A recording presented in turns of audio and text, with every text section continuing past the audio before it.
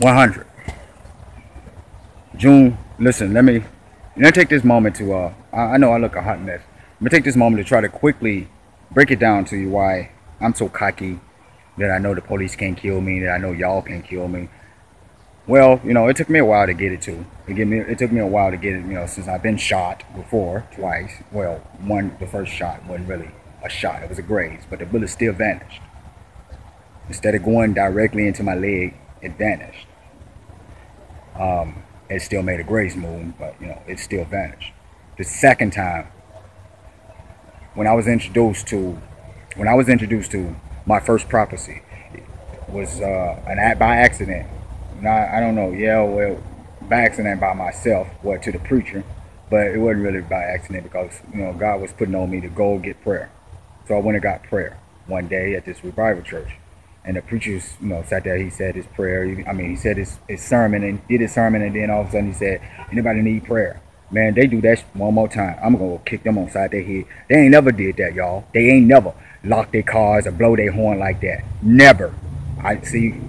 I got a feeling I'm gonna end up whooping somebody. I'm sorry, Lord, but this right here is getting too much. I got a whole damn city done pretty much done call me a nigger, and then now I got people trying to kill me, and the police pretty much call me a nigger by not investigating it. And now I got these motherfuckers seeing what I'm doing, and they willfully over there making noise. So I'm gonna end up whooping some ass. I'm almost certain of that. I don't want to, but I am. Let me get back to it. Don't let them distract you then. These people right here. Like, check it out. All right. In 1984, the preacher said, anybody need prayer? You know, I got in line. And when I got in line, I seen there was people in line in front of me, so it was my time. So when it was my time, I got up and I started sitting there, you know, waiting. My cousin was like 2 people in front of me, and I seen the preacher push her head back, and then she fainted. I remember saying to myself, I ain't gonna do that. So when my time came up, before he put his hand on my face, on my head, forehead, he looked back, looked over my head and said, I see bullets flying over your head. But God, then he pointed, want me to tell you he gonna shield those bullets from you. When I heard that, that was the first time I heard of a prophet. I didn't believe him. I said to myself, then I said, guess who coming? The police. Then I said to myself, but that's cool. And then I was like, if God gonna do that, that's what's up. I'm good with that.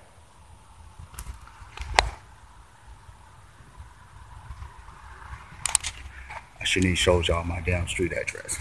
But anyways, so when the police, when I left the church, he pushed my head back. I didn't do anything. Then I left. Preacher acted like he had a situation, like he didn't like the fact that I didn't faint. A few months later, I found myself, I don't want to tell that story about how I ended up out there, but God spoke to me like 3 times that night. The first time he said, see, when I was a kid and going in my older day, at that particular time, I didn't know it was God. I thought it was I thought it was my conscious inside voice. But it said, don't go with him. I started to go out the door, out where my friend was.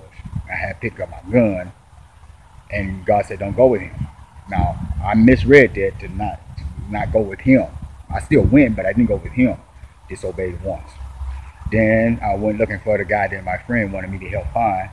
And when I realized that he probably was okay, I started to go home, and then I realized there was nobody on the streets in my hometown of Elaine, Arkansas, and I decided to walk a couple of blocks. As I'm walking through the project, another voice came out and said, now what you walking this way for? It was pretty loud. It was pretty angry. It sounded like me. So I responded, this is my hood. I go where I want to. When I turned to look, there was no one there. I shrugged my shoulders. I kept walking.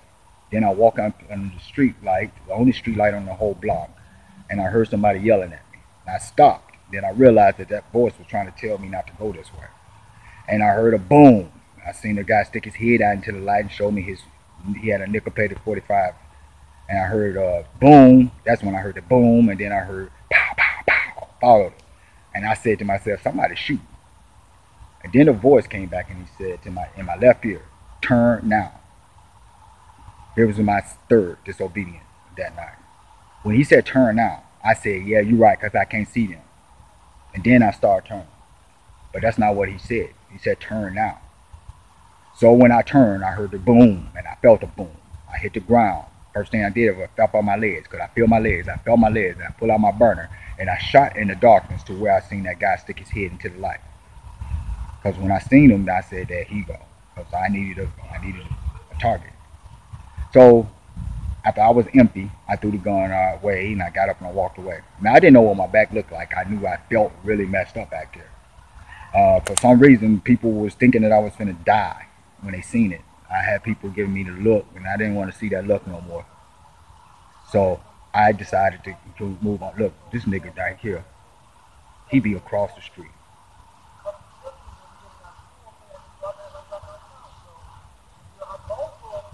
Man, I know the devil's working hard today. He working absolutely overtime. For some reason, nigga, I swear, man, I'm finna whoop some. Calm down, dude. Calm down. Calm down, dude. Black people, white people, both of them is full of it. Where you at, then? Don't fall off. I may even be recording no more. Yeah, I'm still recording. Okay, okay. All right, check this out. All right, so then, now I don't even know where the hell I'm at now. See, this is why I need a whole damn shop. I can't do this. All right, I was where was I at? Arkansas? Yeah, okay. When I got shot. See, I didn't know what I would look like. I didn't know what was going on back there. Everybody that seen it giving me this look like I was finna fall dead at any minute now. When they took me to the hospital, and I mean not the hospital, to the police station, they pulled my coat off, and then my family that met me down at the police station, they had this little sigh of relief on their face. I didn't care. All I know was something was going on back there. When I went to the hospital, the doctor told me there was a bullet stuck in behind my shoulder blade, and the only way they was going to be able to get it out was to break my shoulder blade. I said, leave it there, where it still remains today. I ain't trying to let you break my shoulder when somebody's trying to murder me in the street. So I couldn't get those dudes back because the police had found something on me, and they made me sign something that said if I got any more trouble, they're going to throw that on top of it.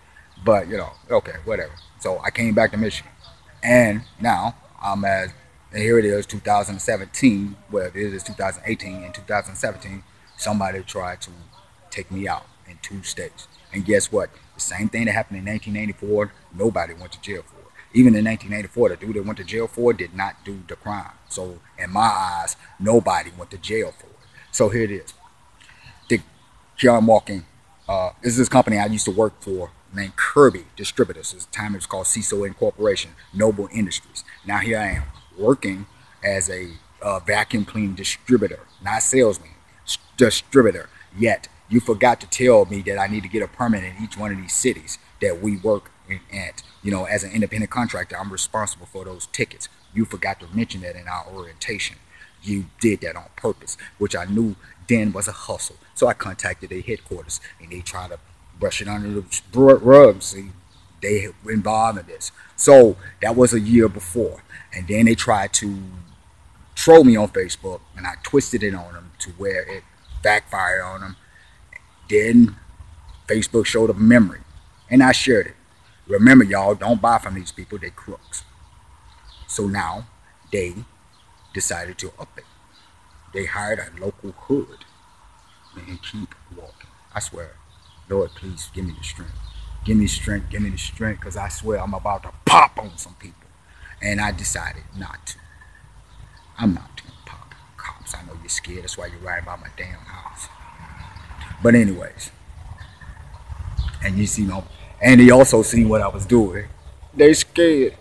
All right, back to it. Now, Kirby hired a guy named Ernest. I don't know his last name, but he lived at 716 Douglas. And watch this noise they make. Well, he cool, but the other people. And then all of a sudden, I'm walking on June 16, 2017. I'm walking down the street, and all of a sudden, I see Ernest's black Escalade. I'm guaranteed he sold that by now. And he stopped at his house before he made a left turn as I'm walking through Douglas parking lot. Yeah, I was walking through Douglas at 1 o'clock in the morning to pick. I was basically picking with Douglas because I said I was going to do the listing around that time. And then I don't like people stopping at the intersection staring at me, so I gave him the ice cube. And he then turned off and drove off real fast. Now, I shrugged my shoulders, and I kept walking. I walked back to Bridge Street. As I'm walking through Bridge Street, I walked past straight, was that National Street. And then this New York Fried Chicken delivery driver with a blue SUV had pulled up, and her daughter, the 17-year-old daughter, had got out of the passenger side and went to the door of the apartment on the corner. I walked between her. As I was walking, I seen a raggedy white Ford Explorer with tan trim, bumper or either light hanging off of it, turn off of the straight street onto Bridge Street, and I remember saying to myself, they need to go park there. It was raggedy. It had a bad transmission. It was going 2 miles per hour. They didn't stop at the light. I didn't really pay much attention to it because they got a car, I didn't, so I kept walking. As I'm walking, I hear didn't even shake, no, it didn't shake nothing. But then I'm starting hearing bullet hit wood. Then I looked at my head over to see what it was. Then all of a sudden I get hit from right here, and it made my whole body turn towards the street. Then I got hit 4 more times over here. 1, 2, 3, 4. Then it felt like somebody was just punching me. And then all of a sudden somebody thumped me in my chest. When they thumped me in my chest, I looked up and I seen that the SUV was about 7 yards right there in front of me. And I was like, whatever's happening to me, they causing it. And then I guess the Lord was like, okay, well, I got his attention. Now let me show him what it is. The dude must have shot at my face because, you know, he already tried with the body shots. So he shot. I seen the line come out of the SUV.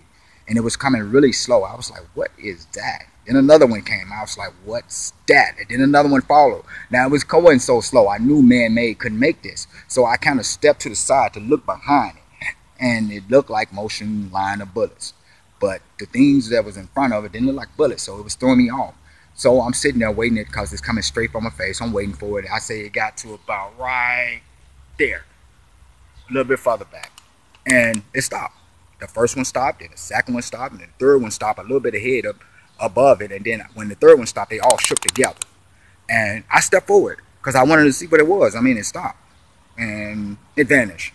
See, what happened was when it stopped, I pretty much knew who was making the bullets making it do what it was doing. I knew it was God at that point. So when it vanished, I didn't trip. I didn't show any kind of emotion. I was just like, but I still was worried, wondering what that was. But then another one came out, and it went another direction, and I followed it with my eyes as it went. But that one looked like a bullet, and then it vanished. By the time it vanished, I started to turn away, and then it shattered the parked SUV back window. And when I looked at it, and I said, "You shot me, you douchebag!" And I started to take my bag off my shoulder because now it's time to go to war. Remember what I said? Nobody went to jail. So I said to myself, the next time somebody tried to kill me, I was going to kill them on the spot. So I grabbed my bag. Soon, dread came over me because it was like, dude, you got to kill somebody now. See, I never want to kill a person on this planet. So I know then I had to kill somebody. Then I got angry because he put me in this situation. So I grabbed a bag, and it was like, I guess the Lord said, remember. And I said, wait a minute, when did somebody? And I looked down, and then that's when the 2 females jumped out. I don't know why the Lord chose 2 black females, because I guess he knew it would work. When I seen them, I instantly shut off attack mode. Then I looked back at the SUV with a mean mug. In case you don't know what mean mug means, mean mug is meaning like if I look at you like this, okay, like I'm finna do something to you. That's a mean mug. Then I started laughing at him because he was sitting there, you know. I wonder what he was sitting there for. Could it be that he was shot? That his last bullet shot out a window? Yeah, that's what was happening. So I picked up my phone and I called 911. Now, while I'm on the phone with 911, he was still sitting. Now, I walked right past a police that was parked 4 blocks down the street. Where the hell was he? Now, that's the same police that I remember a few years prior was on scene where I detained him because he tried to detain me. You ain't gonna detain me for no damn reason. So when I gave him my ID, I gave it to him for a purpose. And he started to put my ID in his pocket. And I said, what you doing? Go run that and give me my ID back so I can go home and start my own investigation. He ran it, and then he came back, and when he started turning away, I was like, where you going? Run it. Name, badge number, run it. And I'm writing it down. And then one officer started laughing, so now you're detaining me. You're detaining us. I was like, yeah. So I did my own investigation. See, I forwarded a plan of them to plant dope on my cousin. That's why Ernest and the police come together. See, Ernest also owns a halfway house. You know, a halfway house for people coming from prison. That's his connection to the police. Crooked cops. Now, that's why I told the police, I don't want that cop come in my house no more. That's why I stopped and looked and made sure it wasn't him. If he drive by my house, I am most certainly going to check him. So yeah, the bullets bounced off of me. Why the bullets bounced off of me? Because God know I want to help you. God know I want to do some stuff for you that's going to help you. Even if you don't like me. 2D Money Club is going to help you get money. Let me break down the My Money Sevens before I end this video. My Money Sevens, I thought was mine, but it's not. It's 7 to 9 projects that I created from my 12 divisions to be able to do something that's going to change some kind of money situation. Number 1, the Dented TVlog report. I'm going to teach you stuff. I'm going to teach you stuff that you ain't never been taught before. And code number 1 is Balls High. It's going to be a makeshift high school for adults. Just like school, you go to class, bell ring, you go to another class, bell ring, you go to PE, yes, PE, bell ring, you go to lunch, yes, free food for you and your kids. Yeah, your kids going to be able to come too because we're going to have a daycare for them. I'm not letting nothing stand in your way. You go to Boss High to learn the system that you're going to be recruited for, number 4. And not only Boss High is going to show you how to run a business by yourself, because with number 4, I'm just giving you a contract, but I encourage you to go out and do something else to bring in more revenue for yourself. Don't ever rely on one source of income. Multiple incomes is always a good idea.